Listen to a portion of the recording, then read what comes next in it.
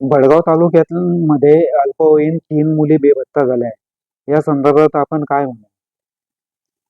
खरं तर इथली जी पोलीस यंत्रणा आहे ती पोलीस यंत्रणा नेमकी सर्वसामान्यासाठी काम करते का नाही ही सगळ्यात मोठा प्रश्न निर्माण झालेला आहे।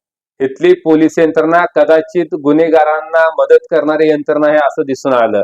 इथली यंत्रणा राजकीय पुढाऱ्यांच्या नौकर आहे का काय ह्या पद्धतीचे काम करत आहे। ज्या पद्धतीनं पोलीस अधिकाऱ्यांनी काम करायला पाहिजे ते बिलकुल काम झालं नाही। फक्त आदिवासी कोळी समाजाच्या मुली, फक्त त्यांचं वय वर्ष 15, एका घरातील 3 मुली बेपत्ता झालेल्या आहेत, तरी देखील ह्या गेंड्याच्या कथड्याचं पोलीस अधिकारी जागा होत नाही, झोपीची सोंग घेते, फक्त कारवाई चालू आहे या कारवाईच्या नावाखाली वेळ काढूपणा करताय आणि यातून पोलीस निरीक्षक स्पष्टपणे तिथल्या गुन्हेगाराला पाठीशी घालतं यातून दिसून आलेलं आहे। परंतु गेंड्याच्या कातडीच्या पोलीस अधिकाऱ्यांची अवकाश दाखवून देण्यासाठी, त्यांची झोप उडवण्यासाठी मंगळवारी धाडस संघटनेच्या वतीनं एसपी कार्यालय या ठिकाणी आंदोलन करण्यात येणार आहे। एसपीचं कार्यालय बंद करण्यात येणार आहे, निषेध करण्यात येणार आहे।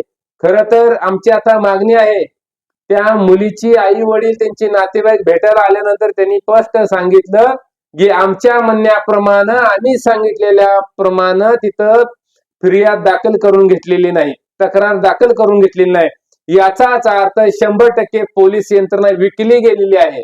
याचाच अर्थ पोलीस यंत्रणा गुन्हेगाराला पाठीशी घालत आहे।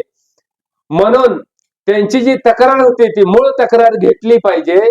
दुसरी गोष्ट, या पोलीस निरीक्षकांनी, तपास अधिकाऱ्यांनी गुन्हेगाराला पाठीशी घातले, गुन्हेगाराला मदत केली, म्हणून त्यांना तात्काळ निलंबित केलं पाहिजे, सस्पेंड केलं पाहिजे आणि त्यांच्यावर एफआयआर दाखल झाली पाहिजे, ही आता आमची मागणी आहे।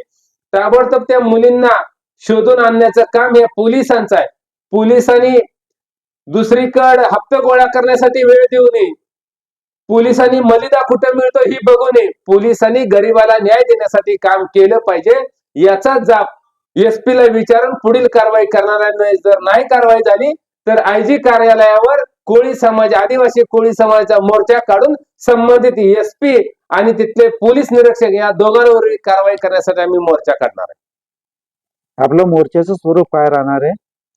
आता आमच्या धाडस संघटनेचे जळगाव जिल्हा अध्यक्ष गिरीश तायडे साहेब ही मोर्चाचं निवेदन करत आहेत। पुढचं निवेदन त्यांनी सांगितलं त्याप्रमाणे होईल, पण मंगळवारी सगळ्या ग्रामीण भागातून जिल्ह्यातील सगळे आदिवासी कोळी समाज बांधव जळगावला धडकणार आहेत आणि एसपीला घेरावा घालून त्यांचा जाब विचारल्याशिवाय राहणार नाही।